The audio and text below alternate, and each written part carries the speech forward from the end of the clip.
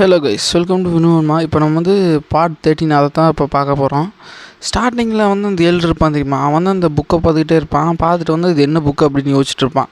இதுலேருந்து தான் வந்து சாப்டர் ஸ்டார்ட் ஆகுது. அவன் வந்து புக்கை பார்த்துட்டு இந்த டீமன் டெக்னிக் வந்து ஆன்ஷியன்ட் டைமோடது, இது வந்து இன்னும் இங்கே இருக்கா அப்படின்னு சொல்லி அந்த புக்கை பற்றி யோசிச்சுட்டு இருப்பான். காய்ஸ், இந்த 3 கிளான் இவங்க வந்து பின்தங்கி இருக்கிறது, அந்த டீமன் கார்டு இருக்கிறதெல்லாம் வந்து அந்த டைமுக்கும் இந்த டைமுக்கும் வந்து நிறைய டைம் டிஃப்ரென்ஸ் இருக்குங்க கைஸ். அதனால் அவன் வந்து இதை பார்த்து வந்து ஆச்சரியமாக இது என்ன அப்படின்னு சொல்லி பார்த்துட்டு இருப்பான். என்ன இந்த டீமன் டெக்னிக் கிளானோட புக்கு வந்து இங்கே இருக்குது, எப்படி இந்த அசாசின் கட் கிடச்சிது அப்படின்னு சொல்லி. இப்போ வந்து சீன் அங்கே கட்டாகி அந்த குயின் கிளான் டிசபிளெல்லாம் வந்து ஹீரோவை தேடிட்டு இருக்காங்க, எங்கே இருக்கான் அப்படின்னு சொல்லி. அந்த இடம் ஃபுல் டார்க்காக இருக்குது. எல்லோரும் வந்து அதை பேசிக்கிட்டே வந்து ஹீரோவை தேடிட்டு இருக்கிறாங்க. எல்லாம் வந்து உஷாராக இருங்க, இது வந்து ஃபுல்லாக டார்க்காக இருக்குது, அவனுக்கு பழக்கப்பட்ட இடமும் இதுதான், அதனால் கொஞ்சம் பார்த்துருங்க அப்படின்னு சொல்லிகிட்டே இருக்கிறாங்க. ஏன்னா அந்த இடம் ஃபுல்லாக வந்து இருட்டாகவே தான் இருக்கும். அந்த இடத்துல வந்து ஒருத்தன் வந்து ரைஸ் எடுத்து பார்த்துட்டு, இங்கே வந்து ரைஸ் சாப்பிட்டதுக்கான அறிகுறி இருக்குது, கண்டிப்பாக அவன் இங்கே தான் பக்கத்தடி எங்கேயோ இருக்கணும் அப்படின்னு சொல்லி தேடிட்டு இருப்பான். அப்படி அந்த இருட்டில் அவங்க எல்லாம் தேடிட்டு இருக்கும்போது ஹீரோ வந்து ஒருத்தராக வந்து அட்டாக் பண்ணிக்கிட்டே இருப்பார். எல்லாத்தையும் வந்து அந்த டார்க்னஸ் இருக்கிற ஒரே ஒரு பெனிஃபிட், அதாவது அதுதான் வந்து ஹீரோக்கு பெனிஃபிட்டாகவே இருக்கும். ஃபுல்லாக டார்க்னஸ் இருக்கிறங்காட்டி அதை ஒன்று யூஸ் பண்ணியே வந்து நிறையா டிசபிளை வந்து ஹீரோ போட்டு தள்ளிகிட்டே இருப்பார். அந்த கேஜிஎஃப் படத்தில் ராக்கி பாய் அந்த குகையில் ஒருத்தனா கொல்லுவான்ல, அது மாதிரி அந்த மாதிரி எல்லாத்தையும் போட்டு தள்ளதுக்கப்புறம் ஒரே ஒருத்தன் தான் இருப்பான். அந்த ஒருத்தர் இருந்துட்டு நீ எங்கே இருக்க, வெளியில் வா அப்படின்னு சொல்லும்போது ஹீரோ வந்து வெளியில் வந்து அவனையும் போட்டு தள்ளிடுவார். அடுத்த சீன் அங்கே கட்டாகி குயின் கிளானோட சீனியர் டிசபிள் இருப்பான்ல, அவங்ககிட்ட போகுது. அவன் வந்துட்டு தரையில் இருக்கிற ட்ரேசஸ் எல்லாம் பார்த்துட்டு இங்கே தான் அவன் இருக்கணும், கண்டிப்பாக நல்லா தேடி பாருங்க அப்படின்னு சொல்லி சுற்றிக்கிறவங்ககிட்ட எல்லாம் சொல்கிறான். சொல்லிட்டு வந்து இவன் மனசுக்குள்ளே இவனே நினைக்கிறான், அவனை மட்டும் நான் எப்படியாவது கண்டுபிடிச்சி கொண்டுட்டேன்னா எனக்கு வந்து குயின் கிளானோட அதோட ரெஸ்பெக்ட் வந்து இன்னும் ஜாஸ்தியாகும் அப்படின்னு சொல்லி அவனே நினச்சிட்டு இருப்பான். அப்படி நினச்சிட்டே வந்து எல்லோரும் வந்து ஹீரோவை தேடிட்டு இருப்பாங்க. அப்படி தேடிட்டு இருக்கும்போது அந்த டிசபிள் இருப்பான் தெரியுமா, அவன் வந்துட்டு எல்லாம் ஜாக்கிரதையாக இருங்க அப்படின்னு சொல்லிட்டு போகும்போதே அவன் ஆக்சிடெண்ட்டாக வந்து ஒரு ட்ராப்பில் வந்து கால் வச்சிருவான். கால் வச்சோடனே வந்து அவனுக்கு தெரிஞ்சிடும் இது வந்து ஒரு ட்ராப்பு அப்படின்னு சொல்லிட்டு. அடுத்த செகண்டே வந்து எல்லோரும் வந்து வரப்போராட்டாக டாச் பண்ணுங்க அப்படின்னு சொல்கிறதுக்குள்ளே வந்து அந்த ஏரோஸ் எல்லாம் வந்து அந்த டிசபிள்ஸை அட்டாக் பண்ண ஆரம்பிச்சிடும். இன்னும் வந்து அங்கே ட்ராப்பெல்லாம் வந்து ஆக்டிவில் தான் இருக்குங்க கைஸ். அப்புறம் கொஞ்ச நேரம் தான் வந்து அந்த ஏரோஸ் வந்து அட்டாக் ஆகுது, அதுக்கப்புறம் ஸ்டாப் ஆயிடுது. அப்புறம் அந்த குயின் கிளானோட டிசபிள் வந்துட்டு யாருக்காவது அடிபட்டிருக்கா, ஏதாவது கேஷுவலிட்டிஸ் இருக்கா அப்படின்னு கேட்கும்போது 2 பேர்த்துக்கு வந்து நல்லா காயம் இருக்குது, மற்றவங்கெல்லாம் வந்து தப்பிச்சிட்டாங்க அப்படின்னு சொல்லும்போது சீன் அங்கே அப்படியே கட் ஆகுது கைஸ். அங்கே கட்டாகி அந்த எல்டர் இருப்பான் தெரியுமா, அவங்ககிட்ட போகுது. அவன் வந்து அந்த புக்கை பற்றி தான் யோசிச்சுட்டு இருப்பான். இப்போதைக்கு வந்து இந்த புக்கை கொண்டு போகலாம், நம்ம கொண்டு போய்ட்டு அப்புறமேல் இந்த புக்கை பற்றி ரிசர்ச் பண்ணலாம் அப்படின்னு சொல்லிட்டு அந்த புக்கை எடுத்துக்குவான். அந்த புக்கில் வந்து சோசரி, வெனம் அதை பற்றி மட்டும்தான் ஜாஸ்தி இருக்கும். அதனால தான் வந்து அந்த டீமன் கிளானோட டெக்னிக், அந்த ரேரான வெனம் ஸ்னேக்கும் வந்து அங்கே நிறையா இருக்கும். அதை பார்த்துட்டு அவன் யோசிச்சுட்டு இருப்பான், ஒரு வேளை இந்த சோசரிக்கோசரம் தான் இவன் வந்து இந்த பாம்பை வளர்க்குறானுங்களே அப்படின்னு சொல்லிட்டு. இப்போ சீன் வந்து அங்கே அப்படியே கட் ஆகி அப்படியே வேறு இடத்துக்கு போகுது கைஸ். அந்த டிசபிளெல்லாம் வந்து அதுக்கப்புறம் வந்து மறுபடியும் வந்து இந்த ட்ராப்பில் வந்து சிக்கிக்கிட்டே இருக்கிறாங்க. சிக்கிட்டு நிறைய பேர் இறந்துருவாங்க. இறந்ததை வந்து அந்த ஹீரோ வந்து அங்கே ஒளிஞ்சு நின்று பார்த்துட்டு தான் இருப்பார். கைஸ், குயின் கிளான் டிசபிள்ஸ் மட்டும் அந்த ட்ராப்பில் வந்து மாட்ட மாட்டாங்க. எமி கிளானோட அந்த டிசபிள்ஸும் வந்து அந்த ட்ராப்லாம் மாட்டிட்டு ஒருத்தி வந்து அழுதுட்டுருப்பா.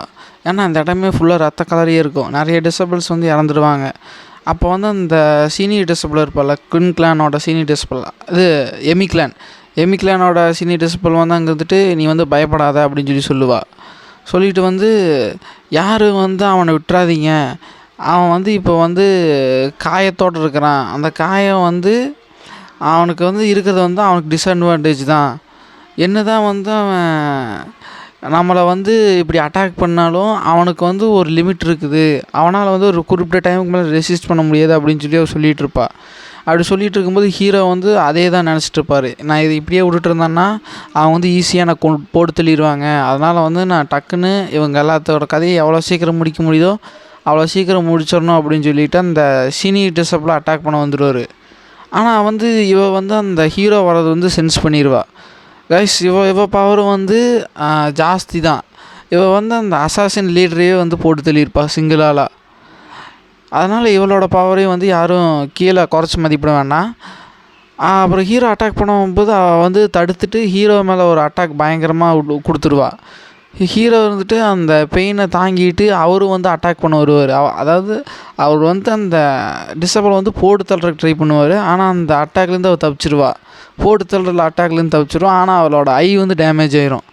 டேமேஜ் ஆனதுக்கப்புறம் உன்னை சும்மா விட மாட்டேன்டா அப்படின்னு சொல்லும்போது, ஓ நீ அதை தடுத்துட்டியா அப்படின்னு சொல்லும்போது அந்த செகண்ட் டிசபிள் வந்துடுவா. ஜூனியர் டிசபிள் வந்து ஹீரோவோட முதுகுலேயே வந்து கத்தி இறக்கிடுவா. இறக்குனதுக்கப்புறம் ஹீரோ வந்துட்டு, ஓ நீ வேறு வந்துட்டியா, நான் இதை எதிர்பார்க்கவே இல்லை உன்னை அப்படின்னு சொல்லி ஹீரோ சொல்லிகிட்டு இருப்பார். அப்படி சொல்லிகிட்டு இருக்கும்போது அவர் வந்துட்டு, உனக்கு இந்த பிளானை பற்றி உனக்கு எவ்வளோ தெரியும் அப்படின்னு சொல்லும்போது ஹீரோ வந்துட்டு, எனக்கு உங்களோட பிளானை பற்றி நல்லாவே தெரியும், அந்த கிழவியை நான் சும்மா விட மாட்டேன், அவள் ஒரு டீமன் அப்படின்னு சொல்லி ஹீரோ வந்து அந்த கிழவியை வந்து திட்டிகிட்டு இருப்பான். அதே டைமில் வந்து அந்த சீனியர் டிசபிள் வந்துட்டு கத்துவா, அவங்ககிட்ட என்ன பேச்சு வேண்டி கிடக்குது, அவனை போட்டு தள்ளுறதுக்கு சீக்கிரமாக பாரு அப்படின்னு சொல்லிகிட்டு இருப்பா. ஏன்னா இவங்க வந்து அவனை போட்டு தள்ளுறது தான் நல்லது. அவன் மட்டும் உயிரோடு இருந்து இவங்க தான் இதுக்கு பின்னாடி இன்ஃபர்மேஷனை வந்து போட்டு கொடுத்துட்டான்னா எமி கிளானும் அப்புறம் அந்த குயின் கிளானும் வந்து வார் வந்து ஸ்டார்ட் ஆகிற லெவலுக்கு போயிடும். அதனால் வந்து அவங்க எப்படியாவது வந்து ஹீரோவை டக்குன்னு முடிக்கணும்னு சொல்லிகிட்டு இருப்பாங்க. அப்போ அந்த ஜூனியர் டிசபிள் வந்துட்டு, நீ ஏன் சரண்டர் ஆகக்கூடாது அப்படின்னு கேட்கும்போது அதுக்கு அவன் வந்துட்டு, நான் சரண்டர் ஆகிறதா அப்படின்னு சொல்லிட்டு அங்கேருந்து தப்பிச்சு போவார். தப்பிச்சு போனதுக்கப்புறம் அவர் முதுகில் கத்தி இறங்கி இருக்கும்ல, அதை பிடுங்கி கீழே போட்டுட்டு, நான் சரண்டர் ஆனால் மட்டும் நீ என்னை விட்டுருவியா, எப்படி இருந்தாலும் நீ என்னை கொல்லத்தான் போகிற, அதை ஏன் நான் வந்து எனக்கு பிடிச்ச மாதிரி சாவாக இருக்கக்கூடாது, நான் என்னை எவ்வளோ கொல்ல ட்ரை பண்ணுறீங்களோ அதே அளவுக்கு நான் உங்களையும் கொல்லுவேன் அப்படின்னு சொல்லி ஹீரோ சொல்லுவார். அதே டைமில் வந்து அந்த ஜூனியர் டிசபிள் இருப்பாள், அவள் வந்து அட்டாக் பண்ண ஆரம்பிப்பாள். அவள் வந்துட்டு, என்ன தான் நீ வந்து அந்த குயின் கிளானோட அந்த டிசபிளை போட்டு தெளியிருந்தாலும் வந்து அவன் வந்து என்னோடய ஃபியான்ஸ் தான், நீ அவனை கொன்னதுக்கு வந்து நான் அவனுக்கு பதிலாக வந்து உனக்கு வந்து ரிவெஞ்ச் பண்ண போகிறேன் அப்படின்னு சொல்லிவிட்டு அட்டாக் பண்ண வருவா. அட்டாக் பண்ண அந்த கியூஐ ரிலீஸ் பண்ணும்போது ஹீரோவுக்கு தெரிஞ்சிடும் இது ரொம்ப டேஞ்சர், நம்ம வந்து இங்கே இருந்தோம்னா நமக்கு நிச்சயமாக வந்து ஆபத்து அப்படின்னு சொல்லி அவர் தப்பிக்க போகிற சமயத்தில் வந்து சைட்லேருந்து இன்னொரு கியூஐ அட்டாக் விழுவும் ஹீரோவுக்கு. விழுந்ததுக்கப்புறம் ஹீரோவுக்கு சரியான டேமேஜ் ஆகிரும். அங்கே இருக்கிற எல்லாருமே வந்து ஷாக்கில் தான் இருப்பாங்க. அப்படி அவள் யாருன்னு பார்த்துட்டு இருக்கும்போது அந்த இருப்பான் தெரியுமா, அவன் தான் வந்து இருந்துட்டு அட்டாக் பண்ணியிருப்பான். அட்டாக் பண்ணிவிட்டு, நீ இங்கே தான் இருக்கியா, உன்னத்தான் இவ்வளோ நேரம் தேடிட்டு இருந்தேன் அப்படின்னு சொன்னோன்னையும் பார்த்தோன்னே இந்த சீனியர் டிசபிள் வந்து ஹீரோவை போட்டு தள்ள ட்ரை பண்ணுவாள். ஏன்னா ஹீரோவை கொல்லாமல் விட்டோம்னா இவங்களோட வண்டவாளமெல்லாம் தண்டவாளத்தில் ஏறிடுன்னு சொல்லிட்டு போட்டு தள்ளுறதுக்கு ட்ரை பண்ணுவாள். அப்புறம் அந்த இருந்துட்டு அந்த சீனியர் டிசபிளை எடுத்துகிட்டு, நீ விடு, இதை நான் பார்த்துக்கிறேன் அப்படின்னு சொல்லும்போது அந்த சீனியர் டிசபிள் இருந்துட்டு சொல்லுவாள், இவனை விடக்கூடாது, இவனை விட்டோம்னா வந்து நம்ம கிளானுக்கு செய்கிற பெரிய துரோகம் அப்படின்னு சொல்லும்போது அதுக்கு ஹீரோ இருந்துட்டு அந்த இருந்துட்டு ஹீரோவை பற்றி விடு, நான் பார்த்துக்கிறேன், இது வந்து குயின் கிளானோட விஷயத்தை வந்து பொறுத்து இருக்குது, அதுக்கு சம்மந்தமான ஒரு விஷயந்தான், அவன் எங்கள் கிளானோட டிசபிள் தான் போட்டு தள்ளியிருக்கான், அதனால் நான் வந்து அவனை டீல் பண்ணிக்கிறேன் அப்படின்னு சொல்லிட்டு ஹீரோவை நோக்கி அந்த வருவான். அப்புறம் அந்த இருந்துட்டு ஹீரோ கிட்ட வந்து பேசிகிட்டு இருப்பார், நீ தான் வந்து ஊகன்ஷாங்க போட்டு தள்ளினதா அப்படின்னு சொல்லும்போது, ஆமாம் நான் தான் போட்டு தள்ளினேன், எதனால் போட்டு தள்ளினேன், நீ என்ன தான் வந்து அசாசினாக இருந்தாலும் வந்து நீ வந்து ரீசனே இல்லாமல் வந்து ஒருத்தங்க வந்து உனக்கு வந்து ஆர்டர் பண்ணாங்கோசம் நீ போட்டு தள்ளியிருக்கேன்னு சொல்லி என்னை நம்ப சொல்கிறேன் அப்படின்னு சொன்னதுக்கு ஹீரோ சொல்லுவார், நான் ஒன்றும் உன்னை மாதிரி ஃப்ரீடமான லைஃப்பை வந்து வாழலை, நான் வந்து ஆர்டர் கொடுத்தா அதை செஞ்சு தான் ஆகணும் அப்படின்னு சொல்லும்போது அதுக்கு அந்த இருந்துட்டு, அப்போ உனக்கு வேறு சாய்ஸ் இல்லை அப்படின்னு சொல்ல வர அதுதானே அப்படின்னு சொல்லிட்டு அந்த ரெக்வஸ்டிங் ஸ்க்ரோல் லெட்டர் அதை எடுத்துகிட்டு இது என்னென்னு உனக்கு தெரியுது அப்படின்னு கேட்கும்போது ஹீரோ வந்துட்டு, இதை கண்டுபிடிச்சிட்டியா நீ அப்படின்னு சொல்லிட்டு இருப்பார். அதுக்கப்புறம் அந்த இருந்துட்டு, சரி சொல்லு, இதுக்கு பின்னாடி யார் இருக்கா அப்படின்னு சொல்லி ஹீரோ கேட்கும்போது ஹீரோ வந்துட்டு, ஓ இன்னும் உனக்கே தெரியும் யார் பண்ணாங்க அப்படின்னு சொல்லிட்டு, அவங்க என்னை கொல்ல ட்ரை பண்ணும்போது நீ வந்து தடுக்கும்போதே நீ அவங்க மேலே டவுட்டில் தான் இருக்க எனக்கு அப்படின்னு எனக்கும் தெரியும், நீ ஆன்சர் தெரிஞ்சுட்டே என்கிட்ட கொஸ்டின் கேட்காத அப்படின்னு சொல்லி ஹீரோ சொல்லிவிட்டு சிரிப்பார். அப்படி சிரிக்கிற டைம் வந்து திரும்பி பார்த்து எல்லாத்தையும் வந்து முறைச்சிட்ருப்பார் அந்த எமி கிளானோட டிசபிள்ஸ் எல்லாம் பார்த்து. அந்த சீனியர் டிசபிளுக்கு வந்து ஒரு மாதிரி பயம் வந்துடும், என்ன இவனுக்கு தெரிஞ்சு போயிடுச்சு அப்படின்னு சொல்லிட்டு. இப்போது அங்கே அதே இடத்துக்கு வந்து குயின் கிளானோட டிசபிள்ஸ் எல்லாம் வர்றாங்க. வந்து மாஸ்டர் அப்படின்னு சொல்லும்போது அந்த இருந்துட்டு கேட்குறான், மற்ற டிசபிள்ஸ்க்கெல்லாம் என்னாச்சு அப்படின்னு கேட்கும்போது மற்ற டிசபிள்ஸ் எல்லாம் வந்து ட்ராப்பில் இறந்துட்டாங்க அப்படின்னு சொல்லி அந்த டிசபிள் சொல்லுவான்.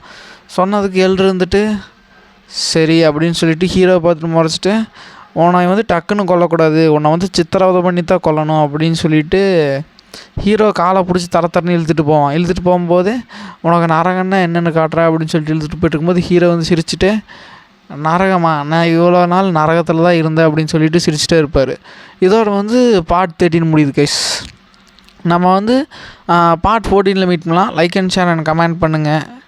ஓகே கைஸ், நெக்ஸ்ட்டு பார்ட்டில் மீட் பண்ணுற வரைக்கும் பை.